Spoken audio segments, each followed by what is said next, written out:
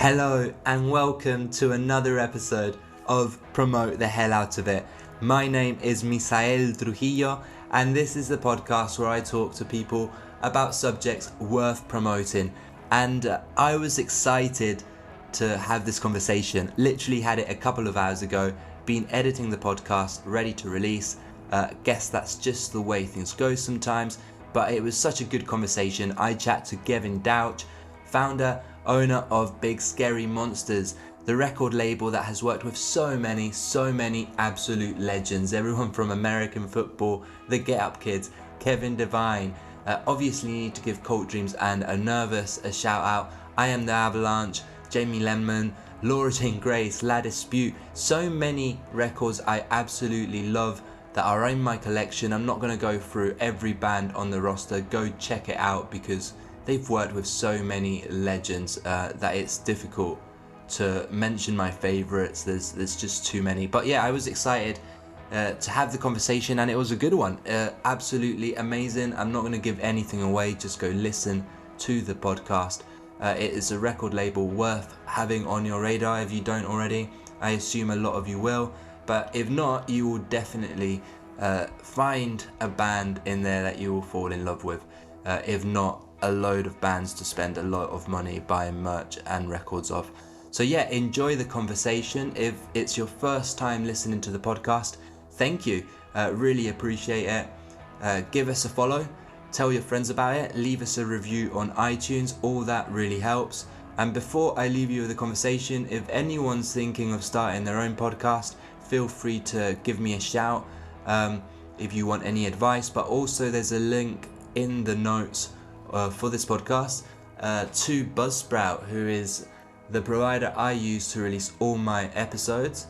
They are awesome. It works amazingly, super easy to use. If you sign up through them, through the link below, you get an Amazon gift card and it really helps the show out. So yeah, without any further ado, here is my conversation with Kevin Douch from Big Scary Monsters.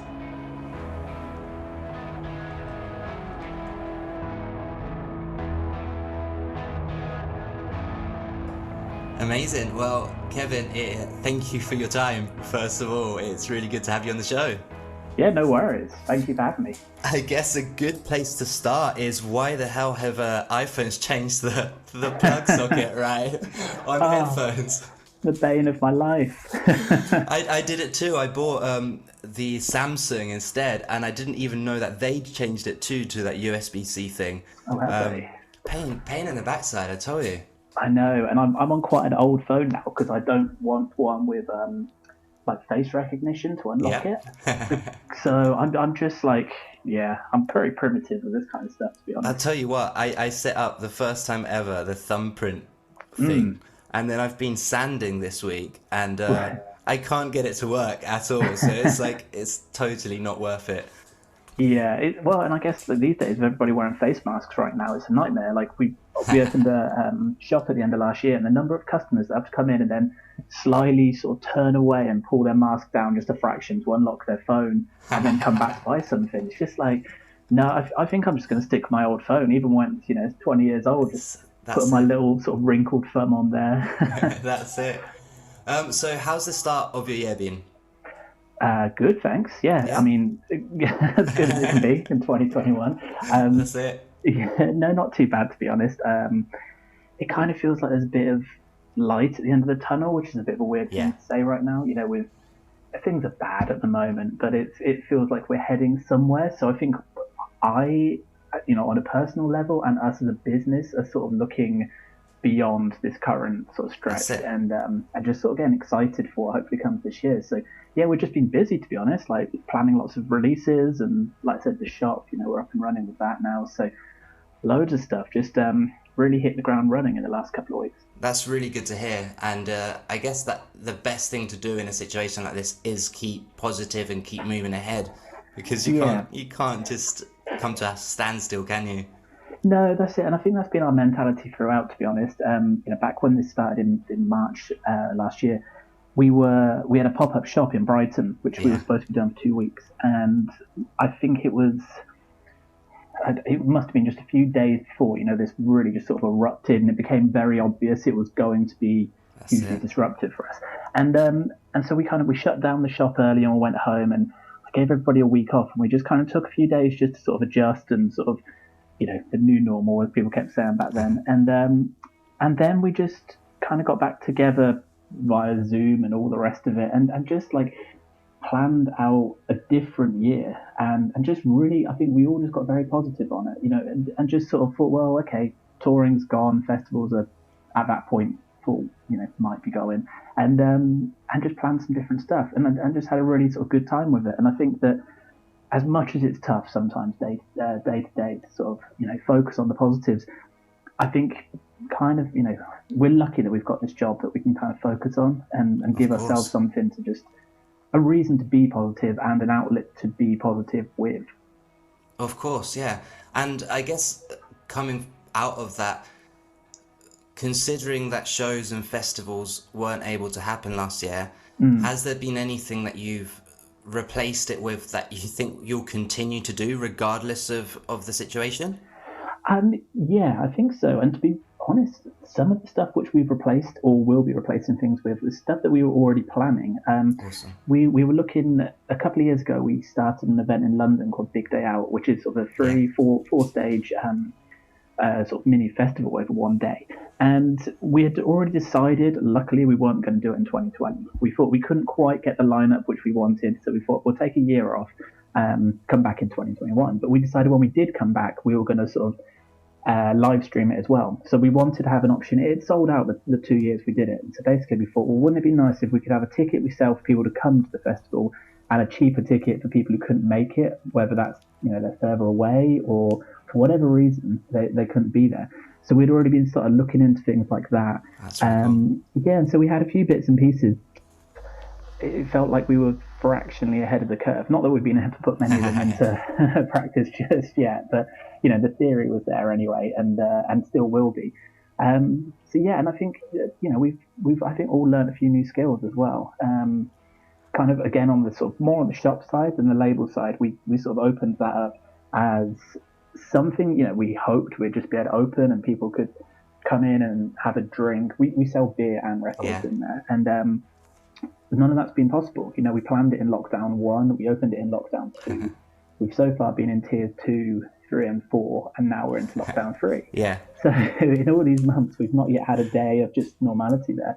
And so we've had to build a web store. We've launched Click and Collect. We just launched a local delivery service. There's so many different attributes to the business, which we thought we'll do that in a year, or we'll look at that later down the road. We've had to do that straight away. And I think there's stuff like that on the label side as well, where I think there again are positives that once we're out of this, us and the businesses, the others that sort of survive this, I think ultimately we'll be stronger for it. I think there's cool skill sets that people are growing and gaining right now, which perhaps they hadn't planned to, but hopefully it'll be really useful. Well, that's it, isn't it? Some of the skills needed to keep ahead of the curve are physical skills, like say building a website or things like that. But a lot of it is how you perceive things. And I think that, would you say that it's a skill you practice anyway, because you're constantly trying to think of what comes next when you're dealing with music and releases and what's cool and what's not, all that kind of stuff anyway? I think so, yeah. I think that's definitely something that we've got quite good at. I mean, it's a really strange one for your sense of time, because you're never really living in the current month. Like it's always, we're working on release schedules and we're looking at records which are coming out in maybe 4 months time, sometimes a lot longer.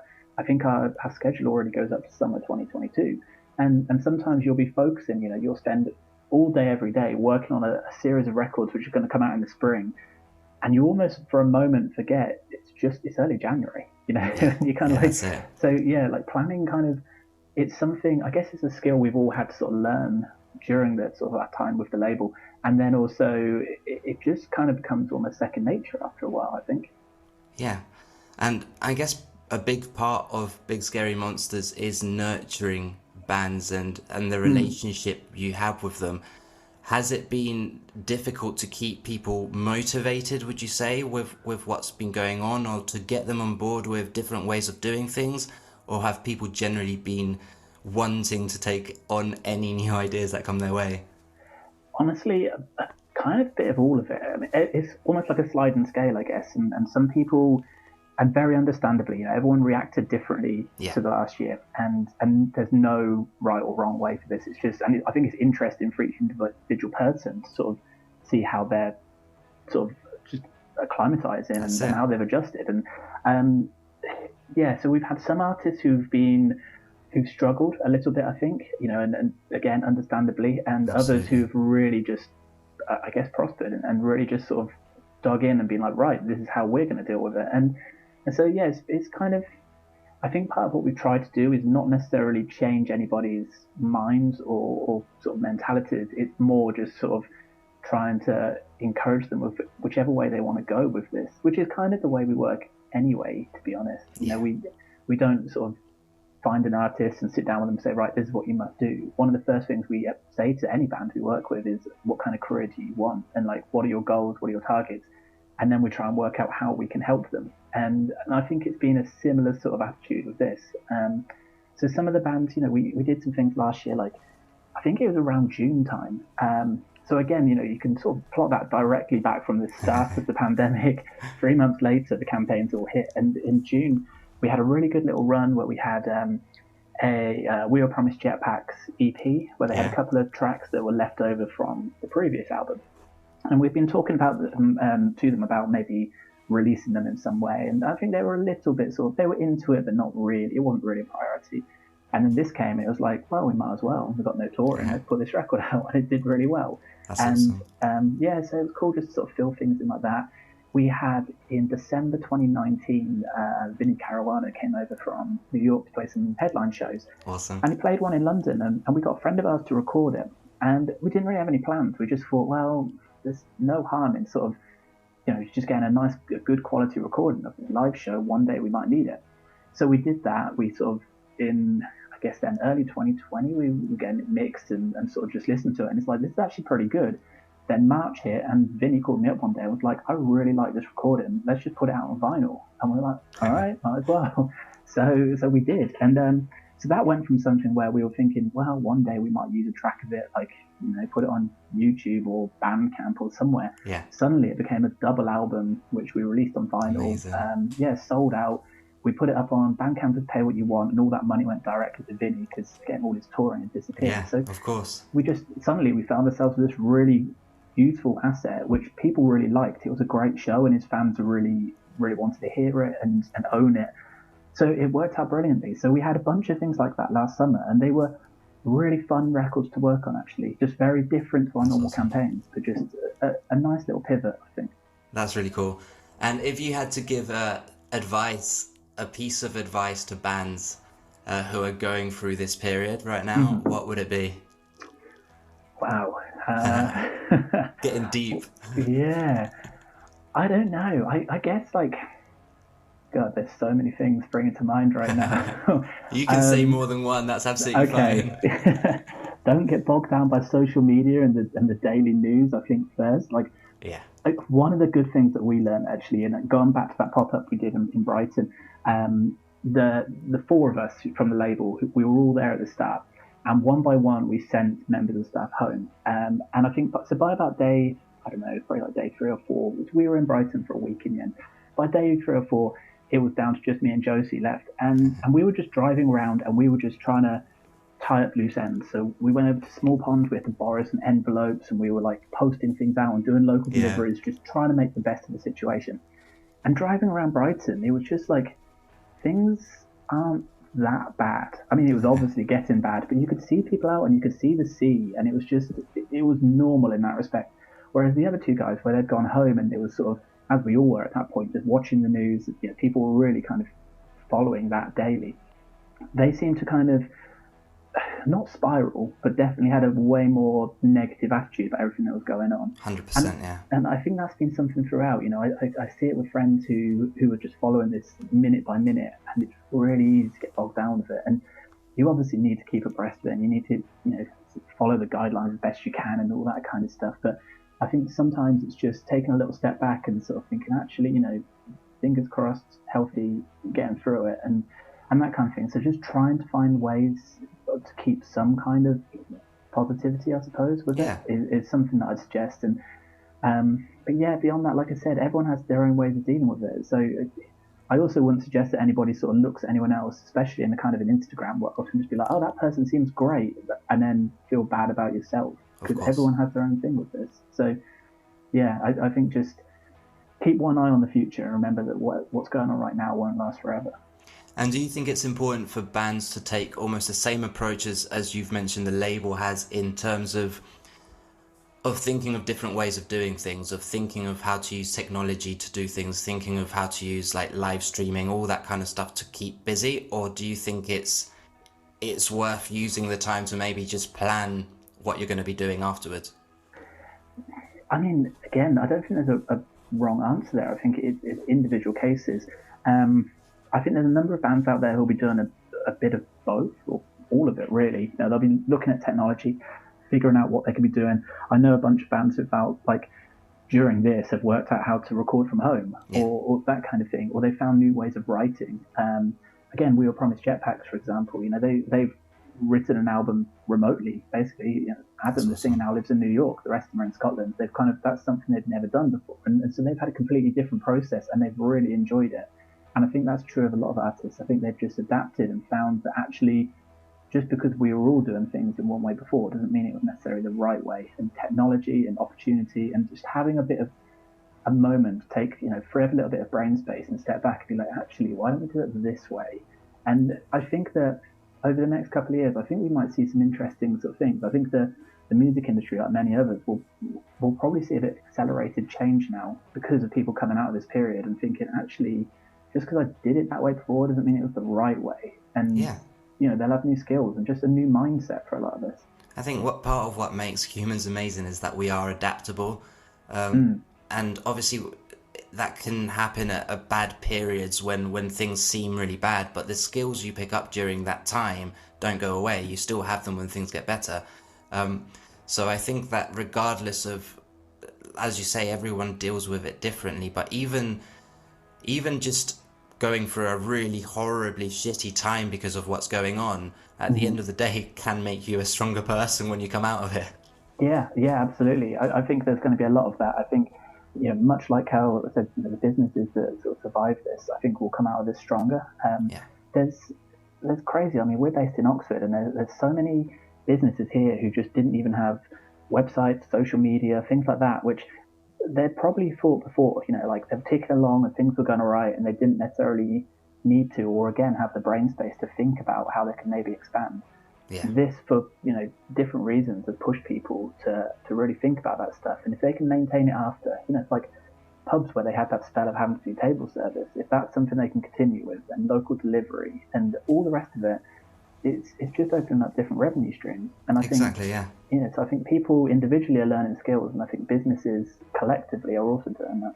Yeah, and that's obviously not downplaying the situation that people are going through, and of course how some businesses have suffered at all. I guess it's just trying to see the light in the darkness.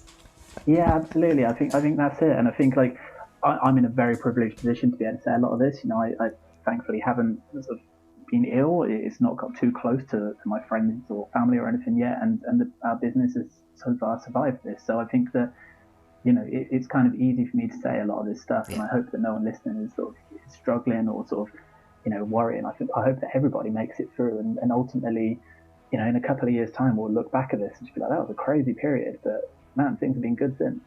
And it's also interesting in the theme of like the type of music that Big Scary Monsters works with, because hard times often provoke really exceptional music in terms of writing topics. Would you agree with that? Yeah, I think so. In recent years, to be honest, there's been so many sort of bad things.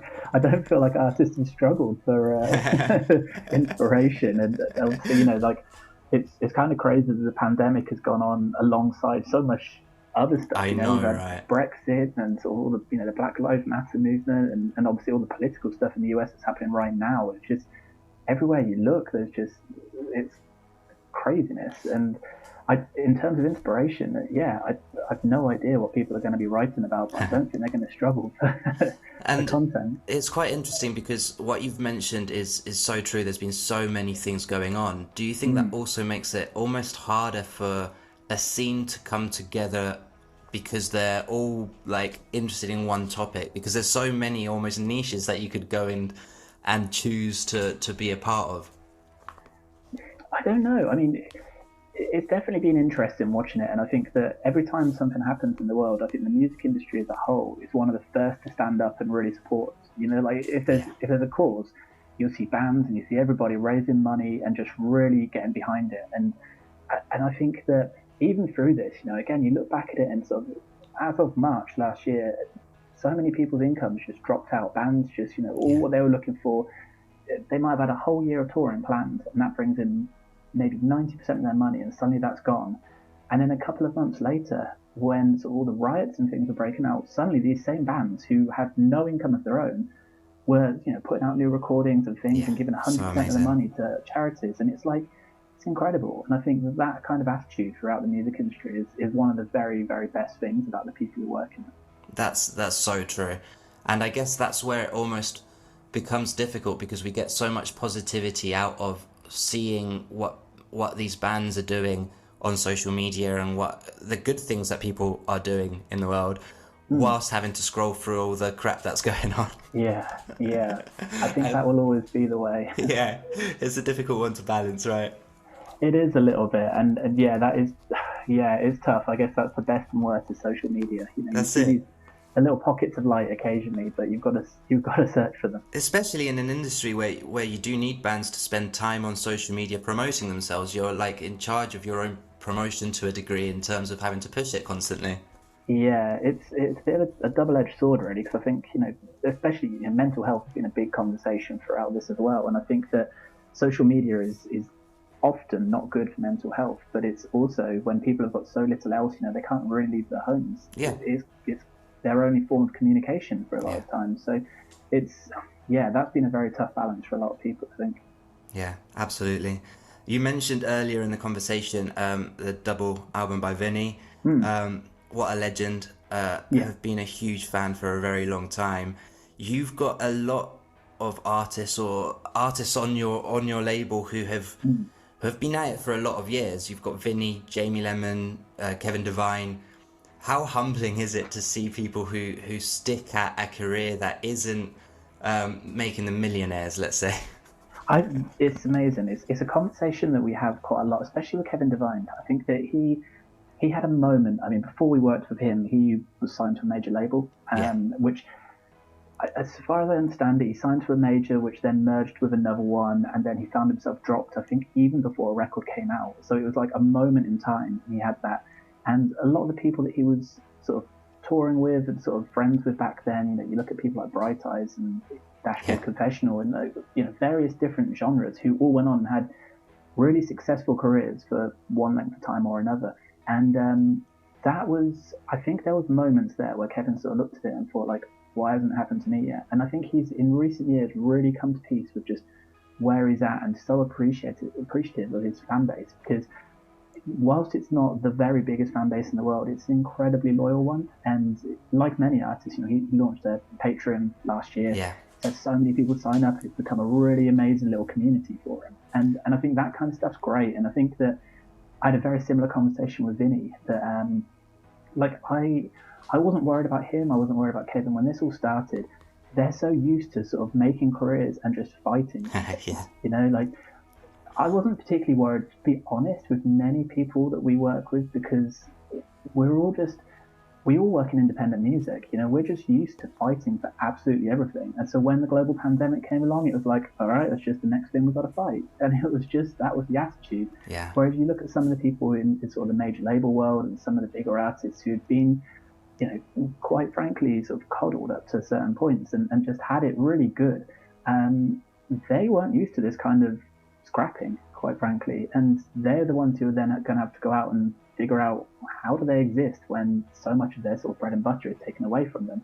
Yeah. And I think that's the attitude that's really got a lot of these musicians through. You know, and they've spent years building these careers, which it's just hard work and it's constant. And there's definitely days where I'm sure all of them are just like, oh, fuck this. But equally, there's just amazing days, and going on tour and getting to play to, you know, it could be like you go to a new city in Germany you've never been to before, and 100 people turn up, and that's just such an incredible feeling for them. Yeah, absolutely. It's funny because growing up, I got into Big Scary Monsters late, very late. Even though I was into some of the bands on your roster, I hadn't really paid attention to record labels until the situation you mentioned with Kevin Devine came up. I'd gone to watch Kevin Devine with the Goddamn Band at Joiners before he released Brother's Blood, and was following him on social, and him getting dropped off the label where he was talking about that at the time. And I was actually street teaming for Kevin Devine for quite a few years as well, and he's one of these people that is so kind and has so much time for people. So yeah, he was my introduction into the label, and from then on, all the other beautiful bands included. That's it. Well, it's crazy. I mean, we were just literally before this, I was looking at our release schedule, and we're going to hit 300 records over the next couple of months. And it's mad. Just the number of artists that we've got to work with. And I think for Kevin was a real sort of gateway one for it as well, I think, because before him, back in sort of 2007, 2008, we were working with a lot of math rock bands from the UK, and that's kind of where the label existed. And I remember a friend of ours who used to do some PR work for the label, made me some sort of CDs years and years ago, and there was Kevin Devine tracks on there. She even gave me full Kevin Devine records. She gave me Split Country, and I was just like, it's okay. And then it must have been 2008, I guess, on MySpace, I heard Another Bag of Bones, and I think it had a different title. I can't remember now, but I heard that, and I was like, this is incredible. Completely fell in love with it. Met up with him at South by Southwest a few weeks later. Agreed that we'd release the record over here. I went out and he came over and toured a couple of months after that in the UK, and so I went to some of those shows and sort of hung out and got to know each other. And from there on, we've been working together for sort of 10 years, and through him it just opened up so many doors through either artists he was friends with or just people who knew his name. So suddenly when I was sort of contact bands and say, hey, we work with Kevin Devine, they were just a lot more interested, and it just kind of opened up from there. Yeah, there's a real, I mean, it happened before it. There was a kind of family tree vibe in that every band we signed had maybe toured with the bands that we'd previously signed. And Kevin just kind of like opened up the US side of that, I suppose. So cool. And just from there, again, there's still a line you can still just about draw, which kind of connects so many of the bands we work with, just about back to Kevin. And I've always liked that. I've always thought like that's really cool just to have that running throughout our roster. That's awesome. And I guess that opened up like the amount of genres that you worked with at the same time, would you say? Yeah, I think so. Like I think that we've always stuck very roughly in sort of the math rock, the punk, sort of very vaguely alternative kind of world.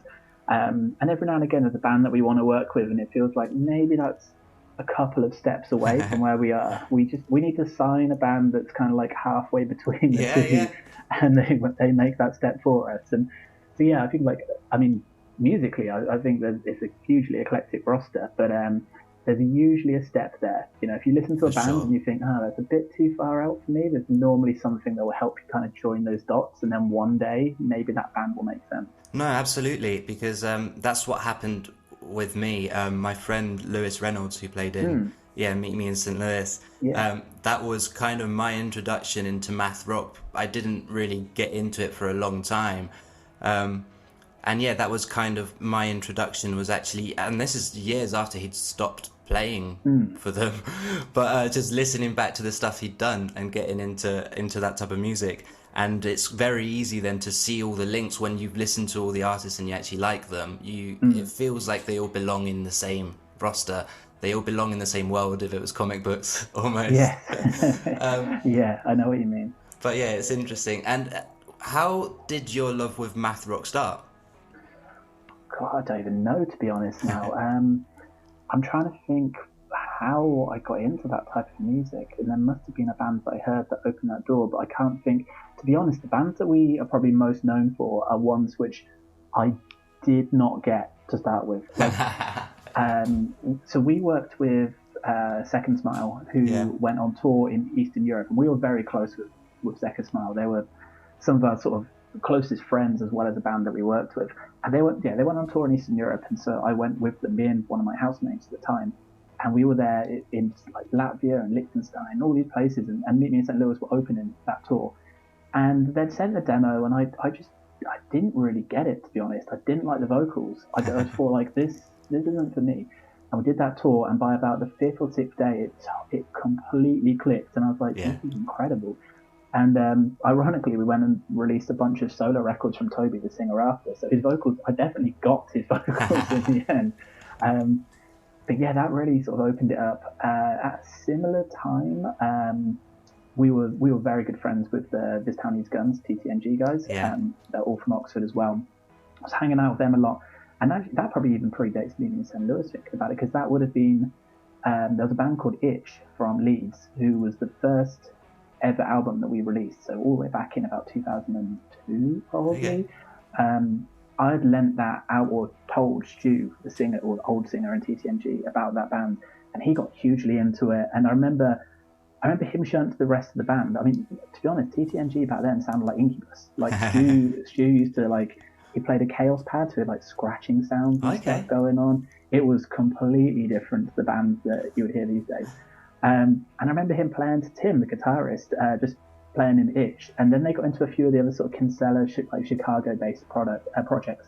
And I remember Tim just being like, "Oh, you mean play guitar like this?" And he just did it. And it was just like, just tapping away as if he'd been doing all his life. It's like, yeah, just like that. And that was it.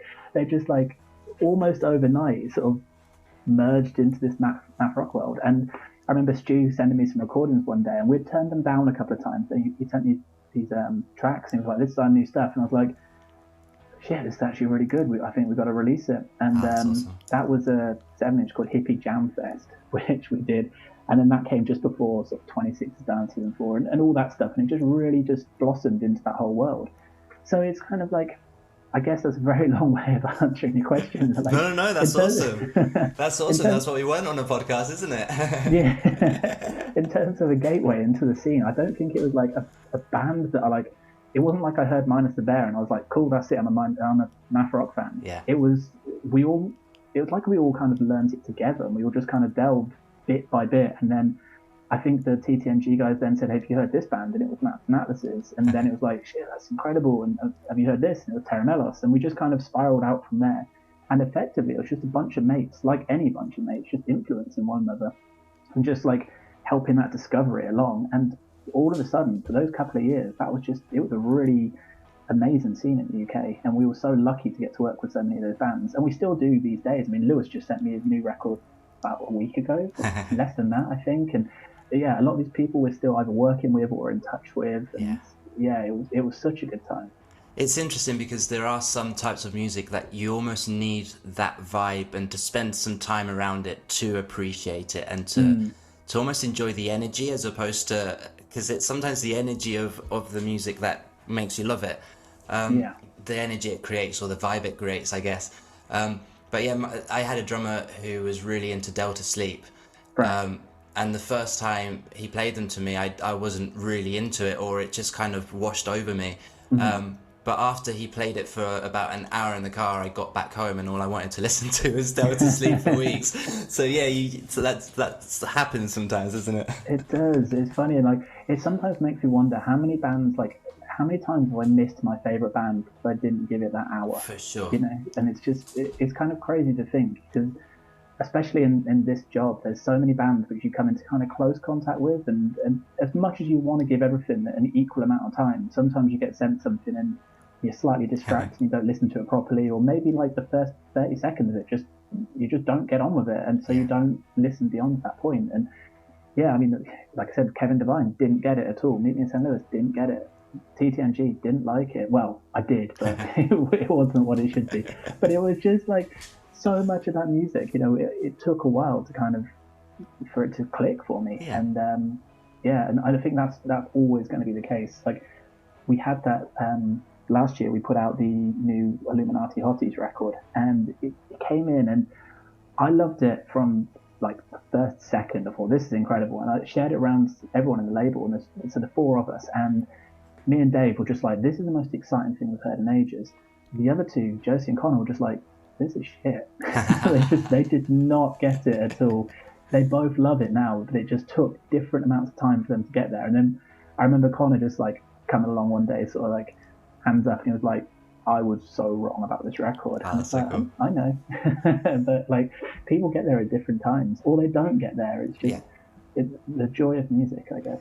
I feel like there's almost records that are linked to a mood, that you have to be like, you have to be in a certain mood to appreciate it fully at its best, and that's what makes you fall in love with it.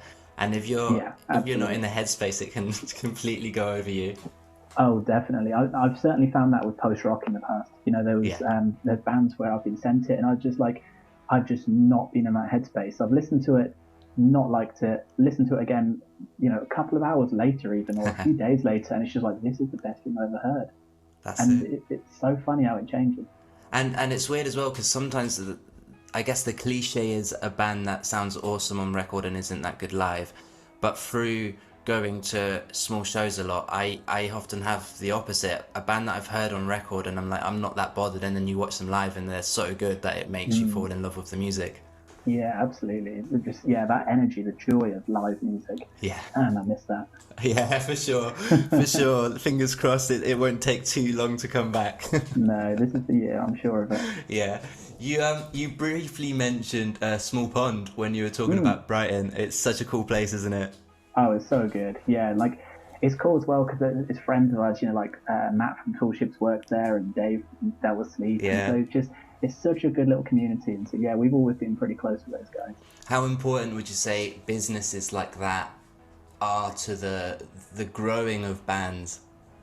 Oh, hugely. I think like that's the thing that at times I think, you know, there's been moments we've missed that in Oxford, where like, I remember when we first started the label in the early days, there were certain promoters, or one in particular, who was putting on bands here, who we would just go, like me and my friends, we lived nearly an hour bus ride out of the city, but we would just, every Sunday night, it's like, cool, there's a new metal band playing at the Wheat Sheaf, and it's £6, and we like new metal, so we're going, and that's it. And every one of us in that friendship group who had any aspirations to be in a band, therefore started a new metal band. It was just so, you couldn't escape it, that energy and the excitement. And then when that promoter moved on and there was less of those shows in town, just the drop off of bands of that sort of ilk, that genre forming, it just vanished overnight. Yeah. And I think that's the kind of thing, is you need that community, and whether it's kind of fostering like a musical style or an ethos or whatever it is, you need that to be coming through to be influencing people. You know, the people who want to be forming bands or just working in music, or just to be around it in whatever respect they want to be. I think you need that encouragement and just that sort of inspiration, and just to see it and be like, yeah, fuck it, that's what I'm going to do. I'm starting a band like that. That's it, isn't it? And there's so many aspects of it, because it's the people you meet, which can be so difficult to sometimes start a band when, let's say, you move into a new city and you're trying to meet people, and Small Pond was such a good place for that. And then, as you mentioned, the jobs it creates for touring musicians, because let's not forget, I guess, for anyone listening, how often they do need side hustles, and how important it is for it to be a side hustle that allows for touring, I guess. Yeah, well, absolutely. And I think that's it. I think like that was one of my sort of proudest things at the time when we worked with Nervus, because they built a little, like, there's almost like a little cottage industry they had going there. You know, they only wanted to play basement shows. They couldn't give a shit about playing bigger stuff. Like, I had to convince them. They got offered main stage at Reading Festival, and they're like, oh, I don't know. And it's like, you are definitely sounds about right. But it was Jacko who actually recorded the Vinnie live show that I mentioned earlier. We met him because he was a friend of Narwhal's who wanted to learn how to be like a touring sound guy. And they were like, cool, come out with us. Their tour manager, exactly the same. Their merch guy, all of them. Like, these people had maybe worked in music or been in bands, but they just had, you know, sort of aspirations of doing it a bit more, wanted to get out on the road. And the band were like, great, come with us, learn as you go. And they all learned together as a little sort of group. And it was so nice to see it. And I think like that kind of thing is awesome. And it happens with a lot of bands as well. And it's just like those opportunities, I think that's the really key thing. If people want to go out there and earn money and sort of work 9 to 5, then there's opportunities for that, but it's not for everyone. And I think that finding those ways in, it can be hard, you know. Sometimes you just need a friend or just, again, that inspiration, just something to click and be like, you can do this is the way to go. Yeah, that's it. And I guess you have the conversation when you're signing a band with where they want to take it, how much they want to do. But if it is a band that doesn't really want to do that much, does that put you off signing them? No, not necessarily. I think that it just kind of has to make sense. So we have some bands who they only play shows every couple of years, and that's totally fine. You almost wouldn't want it a different way. And you've got some bands who want to go out there and play 200 shows a year, and that's fine too. So it kind of really depends. And yeah, I just don't think there's a right or a wrong way. When we ask them that question, it's always interesting to get the answer. And I think so long as they're genuine with their answer, no matter what the answer is, that's the thing. Because the last thing we want is for them to come along and say what they think we want to hear. Yeah. And for it not to be true. I don't know, if a band to come along and maybe they've all got families or jobs they actually, like full-time jobs they really enjoy, and they have no intention of being on the road for 100 days a year or whatever. The last thing we'd want them to do is to come along and say that's what they're planning. It's just like, come along and say, look, this is it, we just made these records, we think they're really good, we'd like to put it out to reach a few more people, and we want to play 10 shows in the next 2 years. It's like, cool, we know that's the objective, we know that's the sort of parameters we're working with, let's put together a plan that works for that. How much does that change the plan? Is that a completely different way of kind of viewing how to build a fan base and keep it engaged, all that kind of sort of thing? I mean, in 2020 it's well, exactly the same no matter what. Everyone's doing the same thing right now. But yeah, it doesn't matter what their answer is in 2020, 21. But yeah, it does change the plan somewhat. And I think that's what I like about it, to be honest. I like the fact that no 2 days are ever the same doing this job. And, I quite like the problem-solving aspect of it, I guess. And so when someone says, this is what we want to do, or this is what we can do, and again, they all have different skill sets. You look at Delta Sleep, and Dev's job is traveling the world, making videos for like Vice and Wired and all these people. He makes these incredible documentaries, on the most bizarre, craziest things. And it's just like, well, we're never going to pull him away from that fully, because that's an amazing job, and we'll work around that. But equally, it brings in this thing where it means that Delta Sleep have the most incredible music videos, because he has that skill that he can then apply to both. And I think that's really cool. And so it's just, we work with what's there, basically. So the plans do change, of course, but it's every situation is completely different, and I love those conversations, finding out what the situation is going to be with the next one. I think it's quite obvious that you enjoy a challenge at Big Scary Monsters, because you take on quite a few different aspects of trying different things, right? You've got like the pop-up, the festivals, even five-a-side football. Does it ever get to a point where you're like, we really shouldn't take anything else on? Or is it always a case of wanting to keep growing? To be honest, at the end of 2019, we were knackered. We did too much that year. We put out, I forget the numbers now, but we put out something like 30 records. We'd done a showcase at South by Southwest in sort of one of the biggest and most prestigious venues in Austin, and that was a huge undertaking. We had all the various other festivals in the UK. We'd launched like Big Day Out. We'd done a festival in Oxford as well. So we'd done loads. We printed a newspaper just because we thought that would be fun, and it's just like all this stuff which doesn't always sound big just became big projects.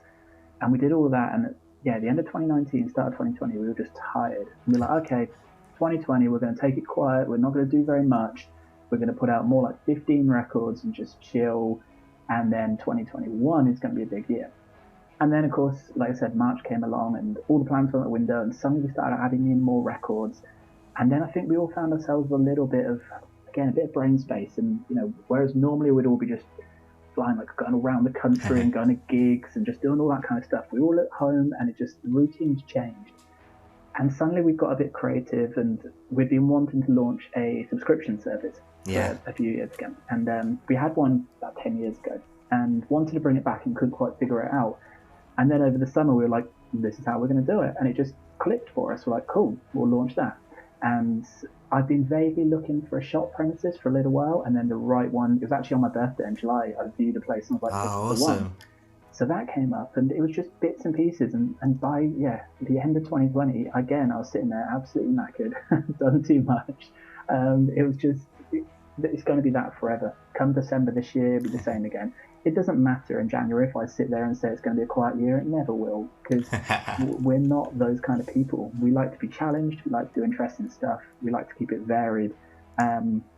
Yeah, and to be honest, if we look at it and we think, we're pretty much at capacity, and then we find 5 more awesome bands, or we have 5 more dumb ideas, we're definitely going to do it. We'll just find a way, and that's just what we always do. It's a certain personality type, isn't it? Because I often find myself being like, oh, I take so much on, why do I do it? But then the next thing comes along and I take it, because I enjoy doing new things. So it's a weird one. You get yourself into this situation of being like constantly knowing you're tired and doing too much, but always wanting to do new stuff.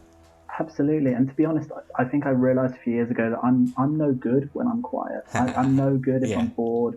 I disappear into procrastination. I'm opening up like the BBC football page every few minutes. It's just like, I'm no good. I'm way better when I'm like busy and I've got too much on and I'm having to skip between 20 different projects.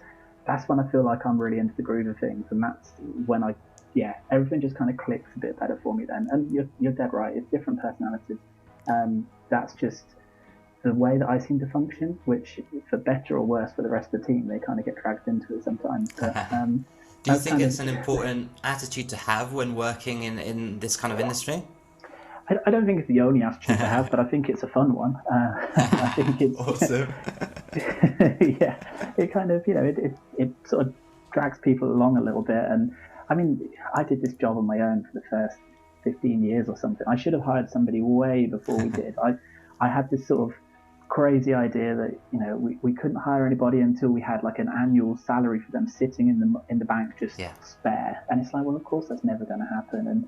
And it just, that's not the way it goes. Like the day that we hired our first member of staff, like Dave, when he joined us, I tell him like all the time, like I went to meet him in a pub and sort of like basically offer him this job. And that same day I just signed a lease on a new office, and which I knew we couldn't really afford, and we had something like 10 quid in the bank.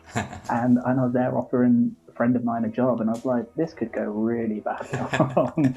But I was like, no, fuck it, I'm going to back myself. I'm going to, I think this is good. I think he's good for the company. I think this will help us grow. And it did. And, it was exactly the right thing to do. I just wish I'd done it 5 years earlier, to be honest. But I think that was something I learned. And that's something I'd probably tell people in the future. It's not, it's definitely not going to work out every time, but to be brave, and just to sort of go into these things sometimes. And sometimes you have to talk yourself into it. I think that I'm pretty convinced that when I started this job, I had a quite different personality to what I have now. Like when I look back, I swear I was a lot more timid, and now I'm just like a lot more into the idea of risk and trying things than I used to be. And I don't know where that's come from, but it's crept in over the years. Have you ever watched any Yes Theory, the YouTube channel? No. You should check it out. It's a group of people who kind of base themselves on that philosophy of pushing yourself to try things that you're scared of, but they've built an incredible community and raised a lot of money for cool causes. But you should check it out, because it kind of backs that mentality of just you have to enjoy the skills you pick up of being in challenging situations sometimes. Yeah, absolutely. Yeah, I love that. That sounds great. I'm definitely looking at that. Check it out for sure. You kind of answered the question that I was going to do next, which was but hopefully you've got something else you can add to it, which was, in hindsight, if you could change something that you've done in the trajectory of Big Scary Monsters, what would it be? Yeah, that would probably be the main one. I think just not necessarily like, for me it was hiring somebody. For someone else it'd be a different answer, but I think the sort of philosophy behind it would be the same, is to be, to back yourself basically, and to be brave and take that punt, and just give it a try. I guess, without wanting to sound too cheesy, whether life's too short, and if you've got that ambition for it, then try it. And what would you say the biggest challenge you faced during the last 20 years has been? I think at times the biggest challenge was almost probably myself. Like I said, I feel like my personality has changed along the way, and I think it had to. And I think some of that was probably natural, and some of that I've had to force myself into. There's daily, every one of us faces decisions and moments where we're like, I can't be bothered. I just want to go back to bed and watch TV. And I think I'm much better now in 2021 at not going back to bed and watching TV than I used to be. I think in the early days that would have been it. I'd have just packed up and gone home way before. There's been a few things over the years where, like, a few situations where I've looked back and been sort of proud of myself for seeing it through. And I think that those kind of things, those challenges, like mini challenges mostly, but challenges all the same, they're the ones which would have got me before. So I don't think there's any one thing that I could sort of say, that was close, you know, but just a lot of them, almost daily things, and just the fact that I feel confident that I can now respond to them. Yeah, I think that's a really good answer, and I think we can often be our own worst enemies, where often it's our personality traits or our habits that are often the biggest challenge to get over. Yeah, absolutely, and it's not a fun thing facing up to it sometimes and looking to see where your own weaknesses are, but I think that if you can find them, if you can deal with them, then ultimately it's a really good thing. The last thing before we wrap up, I guess, is looking forward. I guess if you could place the label, see where it was at in 5 years' time, COVID out of the way, hopefully, where would you hope it was? I think this is something that I answer differently every single year, basically, because my kind of vision for it is always changing. I've always liked the idea of it being a pretty small team. I've never sort of had an ambition for, like, you know, some sort of like skyscraper office with massive departments. I like the idea of it.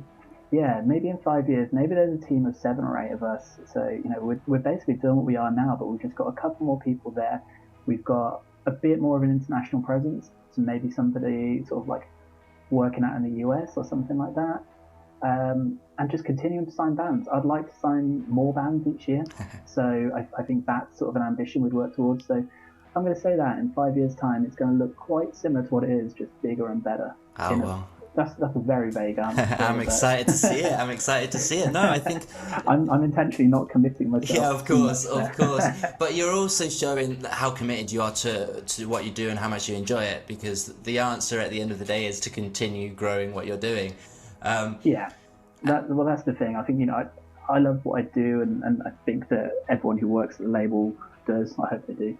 And you know, I think it's just, we're all working in that same direction. Sort of all, I don't know, it just feels like everything's clicking quite well at the moment, and I really hope that continues. So I think that wherever the label is, I just hope that everyone involved in it is happy and doing something they really enjoy, and we're, you know, still getting to work with awesome bands, and just that constant grind of trying to find bigger and, you know, bigger fan bases for all of them everywhere.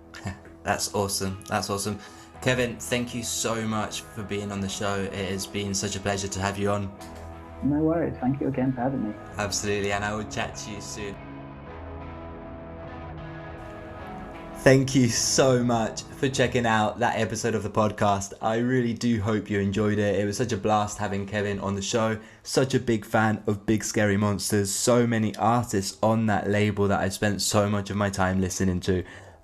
If you, by any chance, are hearing about Big Scary Monsters for the first time, please go check them out. All the links are underneath. Easy to access. There are bound to be some bands you fall in love with and spend all your money on, hopefully. And if this is the first time listening to the podcast, go check out some of the other awesome conversations I've had. There are bound to be some you enjoy. And if this is a particular conversation that you're interested in, then make sure to keep an eye on the podcast in the following weeks. There are some awesome guests coming up. Really excited to share them with you all. And just catch you soon. Take it easy. Keep safe. All that. And until next time.